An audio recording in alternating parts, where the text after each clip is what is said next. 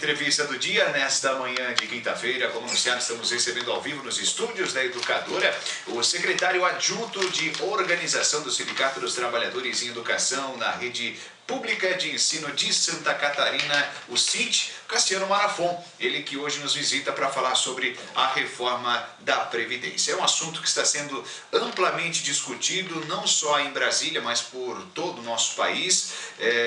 E segundo o que a gente está acompanhando, realmente vai ser tema de debate por algum tempo ainda. Cassiano, uma satisfação recebê-lo aqui nos estúdios da Educadora. A reforma ela é necessária dado o envelhecimento da população brasileira.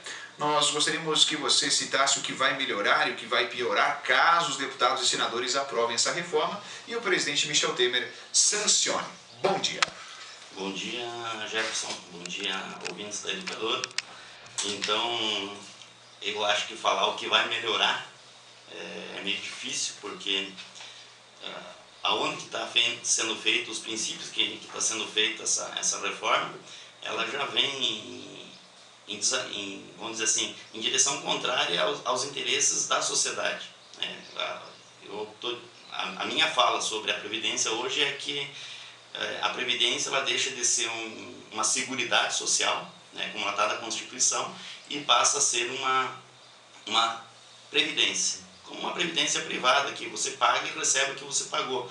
Então, as profissões, as categorias que têm uma função social dentro da comunidade, dentro da formação do nosso conceito de sociedade, da nossa organização de país, ela vai deixar de existir, caso a importância que tem do agricultor estar morando lá no campo para produzir, o professor para organizar a educação e vamos colocar assim, não só a educação, mas também a estrutura de sociedade que a gente tem passa pela escola. Então o professor tem uma função social muito importante, o agricultor tem uma função social muito importante, o policial tem uma função social muito importante, e todas essas funções sociais, o policial, o bombeiro, deixa eu dar uma olhada aqui o que mais tem na questão aí. Então todas essas profissões têm uma função social, porque se você tirar a polícia, nós ficamos sem segurança, Então, quem quer ser polícia? Quem quer ser polícia? Então, para ser polícia, você sabe que você pode entrar numa rua e você pode estar sujeito a levar um tiro, porque ele sabe que a polícia tem uma arma e se a polícia se colocar em risco, ela vai também atirar. O professor tem uma função social muito importante, que é o quê? Ajudar no conhecimento, na educação, no respeito que a sociedade vai ter com as demais pessoas que pensam diferente e o conteúdo que essas pessoas vão levar para a sua vida profissional, que vai refletir no emprego, na qualidade de vida e assim por diante. O agricultor é até um abuso a gente querer falar da importância que tem, porque falar da importância que o agricultor tem na nossa vida, ela é imensurável, Por isso que ela se torna um absurdo. Por que é um absurdo? Porque você não consegue dizer quantas qualidades tem um agricultor. E nessa reforma, a categoria mais prejudicada que vai ter vai ser os agricultores, principalmente as agricultoras, que é uma reforma que ela ataca principalmente o direito das mulheres. Então, quando você começa um governo que não tem legitimidade da urna, porque para você ter legitimidade você tem que ir lá na urna e dizer assim, o meu projeto é esse. E aí a população vai dizer se aprova ou se não aprova aquele projeto na urna. Não aprovou? Se aprovou, aí é outra história. A composição de governo, a forma que vai ser feitos os acordos para compor o governo, da governança lá, é outra história. Mas pelo menos passou pela urna. E esse governo não passou. Se não passou, ele não tem legitimidade. Então, até uma coisa que não tem discussão lá no Congresso, eu acho que deveria ser a primeira reforma que deveria acontecer, é que toda alteração na Constituição, toda alteração, seja inclusão, seja alteração, ela deveria passar, depois da discussão pelo Congresso, por um referendo popular. Por quê? Quer mudar a Previdência, então tem que convencer todo mundo. E aí, para convencer todo mundo no referendo, você vai ter que ter os que dizem que precisa e os que dizem que não precisa. Aí você tem uma paridade de informação para fazer discussão. Então, para mim, a primeira PEC que deveria ser aprovada por esse governo, que se ele fosse democrático, né, e todos que passaram também não fizeram, não sei se tem alguém que pensou nisso, que toda alteração na Constituição que ataca diretamente os direitos, né, porque na Constituição é uma Constituição que te reserva direitos e deveres. Então, para mexer nesses direitos e deveres, que é a composição da nossa sociedade, nós precisamos que toda a sociedade participe. Não infelizmente, os eleitos que não representam a grande massa da população brasileira. Tá certo. Cassiano, o governo ele alega que então há esse déficit gigantesco nas contas da Previdência, porém utiliza parte então deste recurso para investimentos na saúde e na assistência social. Você acha que o governo deveria investir esse recurso previdencial arrecadado somente para a própria Previdência? E se sim, isso não afetaria o SUS e o próprio Bolsa Família? A questão da Seguridade Social, então ela é composta, né, eu até trouxe aqui o relatório que a Anfip elaborou e publicou, né, que são os auditores fiscais da Receita, que são os técnicos que estão lá, que passaram em concursos dificílimos, concursos que tem 10 mil inscritos para uma vaga. Então essa gente é gente que não tem compromisso político, eles têm compromisso técnico. E aqui está colocando o quê? Que nos últimos 10 anos, né, mais precisamente, aí ele especificou mais os últimos anos, a Previdência ela teve um lucro de mais de 500 bilhões de reais, quase meio trilhão de reais. Mas foi desvinculado esse valor para outras coisas. E a Auditoria Cidadã da Dívida, ela fez o quê? Ela pegou e foi olhar onde que foi usado essas desvinculações da receita, que é a DRU, que eles fazem lá com 10, começou com 10, com 20, com 30, parece que está 30% agora de desvinculação, que o governo pode gastar o que quiser. Então o governo manda uma DRU para o Congresso autoriza, e aí eles usam porque eles bem entendem, né? Tocam a política de governo. Nessa política de governo, o que eles têm mandado na DRU? Eles têm desvinculado a COFINS, ou seja, toda a contribuição de COFINS, que no ano passado deu 200 bilhões de reais a COFINS, e por isso que a Previdência deu prejuízo no ano passado. Por quê? Porque se você pegar, eu tenho o relatório de 2015 aqui, a Previdência fez, pela lei, pela Constituição, tudo que a Seguridade Social, que a saúde está dentro da Seguridade Social, o SUS está dentro da Seguridade Social, o Bolsa Família eu não tenho certeza se está dentro da Seguridade Social. Tá? Agora, o SUS está.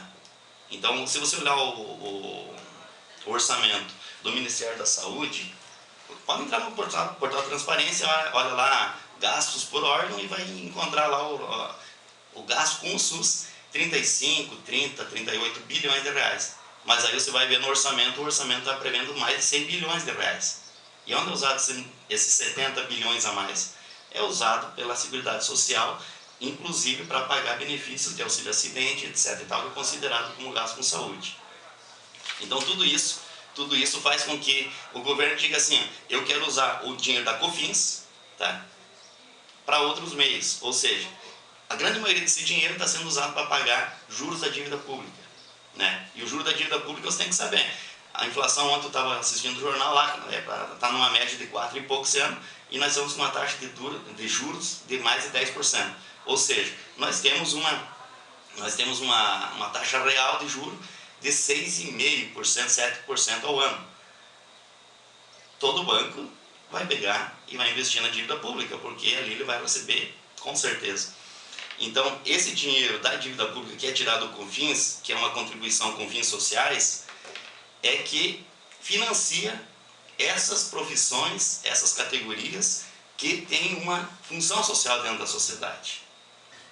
Né? Essas funções sociais são patrocinadas com a COFINS. Então, quando você vai no mercado e compra 1 quilo de arroz, lá tem a COFINS que está patrocinando essas aposentadorias que têm uma função social. Ou seja, o agricultor não contribui como os demais, não tem um patronal, não tem um valor patronal para pagar, tem um valor que é simbólico, bem dizer, que é o fundo rural, que é 2, alguma coisa que é pago sobre as notas que o agricultor tinha. Então, se ele tirar 20 mil reais de nota no ano, ele vai pagar 400 reais. Vai pagar 400 reais. O restante dessa... Aí vamos dizer que tem 4 pessoas na família. Casal, um filho e uma filha. Está todo mundo segurado. Está todo mundo segurado pelo INSS. Se alguém sofrer um acidente, se a menina engravidar, se a mãe engravidar, vai ter auxílio maternidade. Está tudo segurado. com aqueles R$ 400 por ano. Com essa reforma, o agricultor, pelo que eu andei lendo ali, vai ter que pagar cerca de R$ 50 por pessoa por mês. Então, uma família de 4 pessoas que pagava R$ 400 por ano com R$ 20 mil de nota, agora vai ter que pagar 200 por mês. E se não pagar, não conta o tempo de contribuição, não conta o direito aos benefícios. Ou seja, aquela COFINS que eu estou pagando lá no meu quilo de arroz, que é para usar, para segurar o agricultor lá no campo, não está mais indo lá para o agricultor. Não está mais fazendo o professor. Porque eu sou professor, eu sei que lá dentro da sala de aula, quando a gente passa dos 50, para você ter condições psicológicas de você aguentar os alunos com 10, 12, 15 anos, uma sala com 30 alunos, é muito difícil. E aí você começa a ter problemas na escola com a formação. Até na última reunião que nós tivemos na secretaria, eu perguntei para o secretário lá, eu disse, olha, qual é a situação, a posição da sede, né, da Secretaria Estadual de Educação, com relação a essa aposentadoria. Porque se tiver um professor ou uma professora com 65 anos, qual a qualidade da educação que se vão estar oferecendo? Ele simplesmente disse, isso não está no nosso campo de discussão. Nós discutimos o pedagógico, mas é pedagógico. Porque um professor que está lá com 60 e poucos anos para dar aula para um monte de aluno, e vai ter uma dificuldade imensa para dar, isso vai ter um reflexo pedagógico muito grande. Mas como é da intenção desse governo também do Estado, que ele é um governo que tende a tirar toda a questão social, né? É só a gente ver que não tem ações sociais do governo do Estado, ela só tem ações de políticas mesmo, né? Tem obra para o município, obra aqui. Por que não faz hospital? Por que o governo do Estado não faz hospital? Por que deixar esse DR aberto a DR? Né? Por que gasta 5 milhões aí com esses cargos? Aí não abre um hospital aqui e diz assim, ó, esse hospital aqui para a região do Itaió. Fecha esse negócio aí, só para gastar dinheiro. Né? Tem informação de sobra. Então, nós precisamos otimizar o debate, fazer essas informações chegar na população, dizer o agricultor vai ser prejudicado, o trabalhador vai ser prejudicado. Por quê? Porque tem vários itens que não está sendo discutido. Né? Só fala dos 65 anos.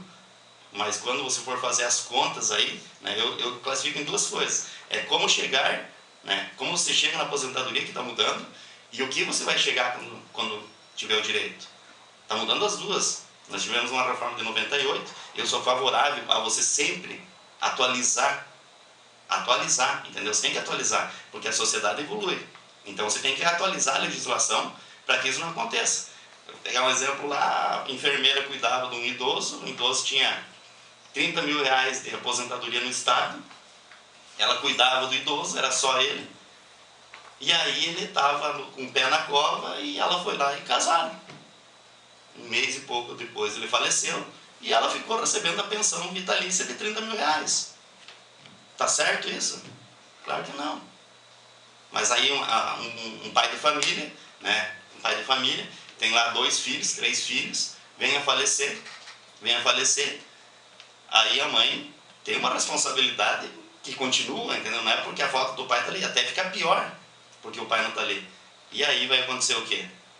Precisa daquela pensão, mas é uma família que está estruturada, que é uma família e esse conceito de família também tem que ser aquele conceito amplo, porque hoje nós temos vários conceitos de família, porque uma mãe e uma filha já é família, né? Mesmo que o pai pague pensão, às vezes o pai cuida da filha, hoje nós temos uma infinidade. Então a gente precisa fazer essa discussão, precisa sempre atualizar a legislação a respeito disso, mas voltando lá no princípio do quê? Que toda alteração que se faça via Constituição é necessário que tenha uma aprovação através de um referendo. Mexer na Constituição, não tem problema de mexer na Constituição, mas a população vai ter que participar. Tá certo. Cassiano, muitos especialistas dizem que Fernando Henrique Cardoso, Lula ou Dilma, se eles tivessem reformado a Previdência anteriormente, poderiam fazer com que o impacto fosse menor para o trabalhador. Você compactua com essa ideia também? Assim, Jefferson, vamos lá. Fernando Henrique, reforma da Previdência de 1998. O que ele mexeu? Ele mexeu em como você chega na aposentadoria. Né? Ele mexeu em 98 como você chega na aposentadoria. E também um pouco do que você recebe quando você chega lá. Porque a partir de 98 você passou a ter uma média de salários a partir de julho de 94. Quem estava ali se aposentava com o salário, mas a partir dali você fazia a média. Em 2013 o Lula também fez uma reforma da Previdência, né? E fez em cima do que está mais se falando hoje. E inclusive ele recebe várias críticas, né, do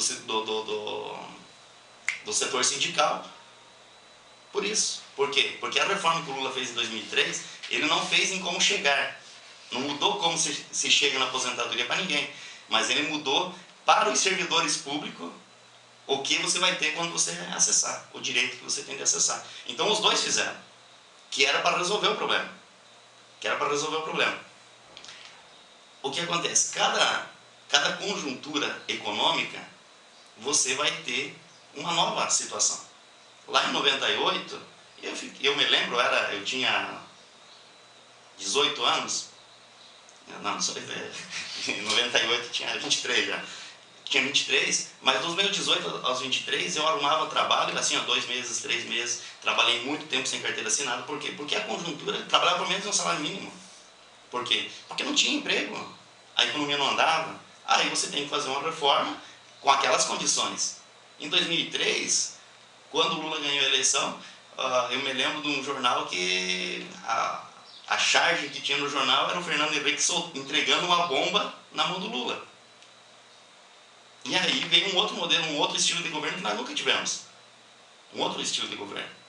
Nós deixamos de ser um governo que sempre veio na faixa dos rentistas, ou seja, sempre voltado à dívida, sempre voltado ao capital, e passamos a ter um governo que olhou mais para a distribuição de renda. E hoje, hoje a minha opinião o que é? É que quando você pega a distribuição de renda, se eu tenho dinheiro para comprar, eu vou no mercado e compro. O mercado vai vender. O mercado vai vender, ele vai precisar de mais gente. Se todo mundo fizer isso, o mercado vai precisar de mais gente para trabalhar. Quem produz e vende para o mercado vai precisar de mais gente para produzir. E isso é uma cadeia. Então, o que mantém o emprego não é cortar direito, não é, fazer reforma em cima de um lado só, que vai resolver o problema econômico. Porque se tem desemprego, nós estávamos com uma média de 4 milhões de desempregados. Nós estávamos lá em 2015 com 4, alguma coisa, um dos menores desempregos do mundo. Hoje nós estamos com 14 milhões. São 10 milhões de pessoas que deixaram de contribuir para a Previdência Social. Consequência, você deixou de contribuir, o bolo ficou menor. A tendência é que vai faltar dinheiro. Falta o dinheiro do empregado, que vai contribuir, falta o dinheiro do patrão, que tem que pagar a parte patronal. Infelizmente vai ter que fazer alguma coisa. A conjuntura está mudando. Essa reforma vai beneficiar o trabalhador? Não. Tem algum benefício? Não, não tem nenhum. Vai garantir a aposentadoria? Também não. Porque se a economia não andar, não vai ter dinheiro para pagar a mesma coisa. Está entendendo? Porque se eu não pagar, se eu não comprar meu produto lá, na reforma que eles estão fazendo, eles estão dizendo o quê? Se eu contribuo, eu tenho dinheiro de receber. Se eu não contribuir, eu não tenho. A questão social, que o COFINS que está ali, eles querem tirar para jogar no sistema da dívida. Vai resolver o problema? Não vai. Nós precisamos o quê? Discutir a dívida. Se nós temos uma inflação lá com 7 pontos de diferença entre a inflação e taxa de juros, os bancos estão ganhando dinheiro que nem água. E uma das brigas que teve, uma das maiores brigas que teve nesse país, que logicamente não é televisionada, foi quando quebrou-se a regra da poupança, né? Quebrou-se a regra da poupança, para o pessoal não tirar dinheiro da poupança, quebrou a regra para dizer o quê? O juro chegou a 7,25 com uma inflação de 6,2. Ou seja, o banco tinha 1% de lucratividade. Hoje tem 7%. Então, o lucro do banco de 2013 para 2016 aumentou. Em 2016 até foi mais, né? Porque deu 6 pontos alguma coisa e a inflação, e a taxa de juros estava em 14, 8 pontos alguma coisa. Então aumentou o lucro do banco em 8 vezes. Do sistema, daquele pessoal, daquelas 12 instituições que vivem do sistema da dívida. Pegar dinheiro do governo, garantido. E aí é melhor emprestar para o governo do que emprestar para a população, para consumir. Porque se eu tiver dinheiro para consumir, eu vou consumir, eu vou gerar emprego. Eu vou gerar emprego, porque A rádio que, se vocês tiverem anúncio para tocar 24 horas aqui, vocês vão tocar 24 horas. Mas se tiver para tocar 6 horas, vão tocar 6 horas, vão achar um outro sistema para fazer. Então, tudo vai no mercado.